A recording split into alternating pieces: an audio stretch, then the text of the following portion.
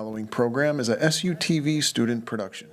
The views expressed are not necessarily those of Salisbury University, the University of Maryland, its region, officers, employees, representatives. Such as Vice President of Student Affairs, Dr. Dana.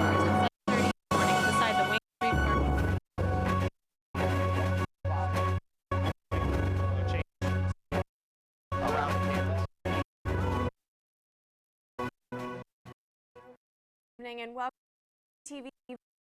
I'm Brooke Reese. On students buzzing.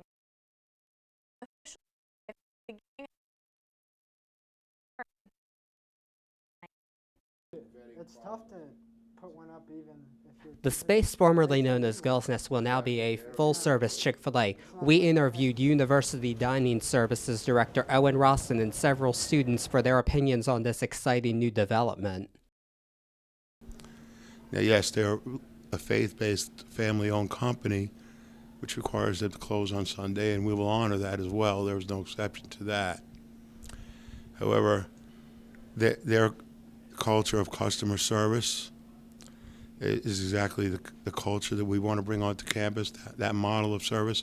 Chick-fil-A will be run by Salisbury University, run by the most part by Salisbury University students. But what I can tell you is when you return from winter recess, it will be up and running. In fact, it'll be up and running probably weeks beforehand, and that'll enable us to train our staff and have a soft opening, if you will, with anybody who is on campus to get our systems down, our training done, so that when we open, we'll be able to manage the crowd.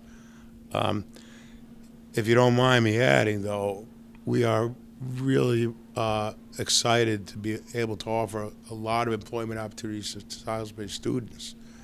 Well, I do think the state of Maryland in general has a knack for Chick-fil-A and in general likes Chick-fil-A as a restaurant and a chain, so I think it's a great addition to the campus and may attract more Maryland students, which is great for a Maryland state school. Those are foods that everyone wants to get, and you have to go all the way on the other side of town to get it, so having it here is good. And it's mainly college students who want it.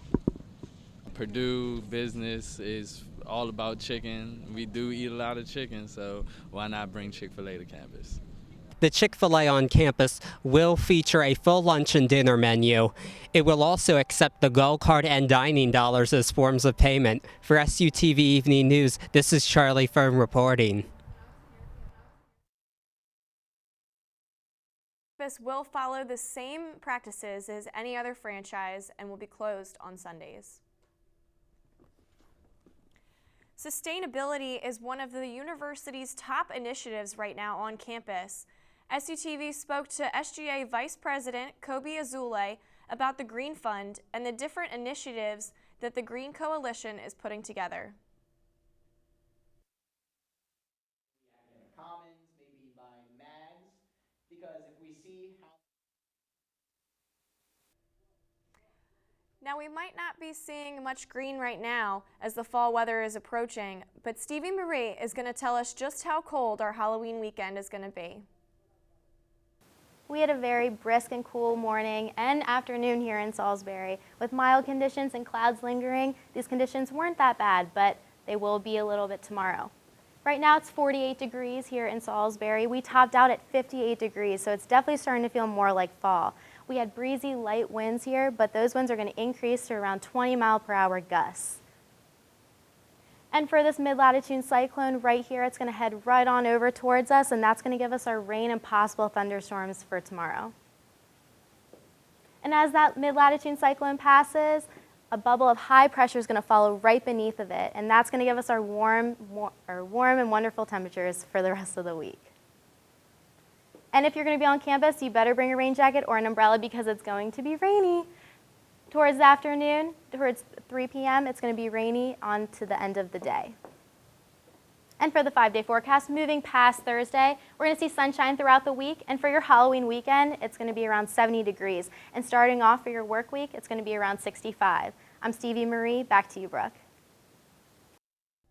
Sorry for the technical difficulties on our sustainability package, but we are going to continue with that story for you tonight as the green initiatives are increasing every day on campus. with the different funding that's available to students. Because if we see how much trash you Anything that's going to make the campus more sustainable is something that I'm interested in. So like the green fund ideas that we talked about today, the perennial herb garden I think would be a good idea. The commons farm that we talked about would be a good idea. I mean, I'm happy that Wayne Shelton let me know about the energy audits that they're going to have in the future. It was really interesting to see, like, you know, the interest in the fossil fuel divestment idea and how the different clubs wanted to take it back to their club and spread the information. So I think it was a productive meeting, learned a lot. I'm hoping other people learned a lot too. It's really not even being pitched to the students because it's not even stuff I'm taking up, for example. Green Fund ideas are anybody can do it, so it's up to the Green Fund committee whether they agree with it. But I think they would be supported by students because I think our generation does tend to, you know, care about the environment more than past ones do, polling-wise at least. We have decided to put our support behind the sporks from the outdoor club.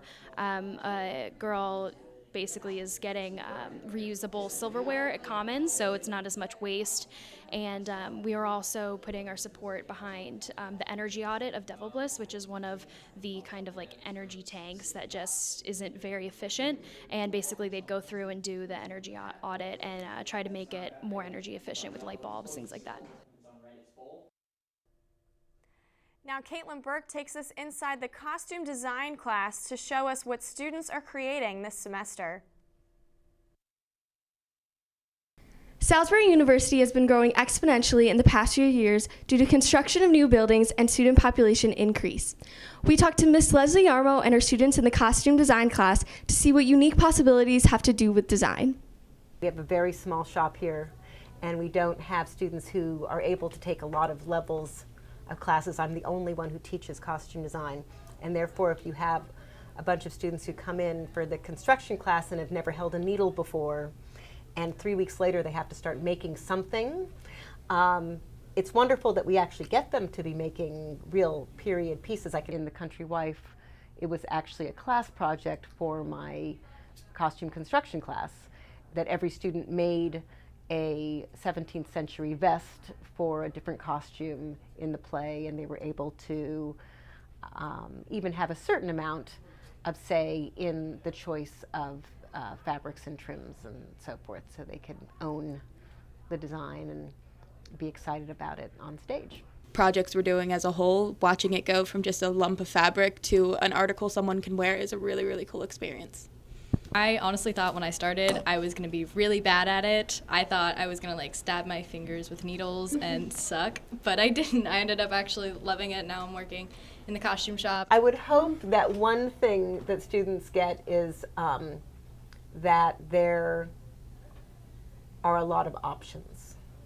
That costume design is not as narrow a field as I think most students come into the class thinking it is. Their project, which is a project runway show. Any students can take this class next semester if they're interested in costume design. For SUTV News, I'm Caitlin Burke reporting. Thank you, Caitlin. And that's all we have for this week's show. Tune in next week for our second episode of What the Blank, and of course more news and campus updates for you. For all of us here at SUTV Evening News, I'm Brooke Reese. Good night. Such as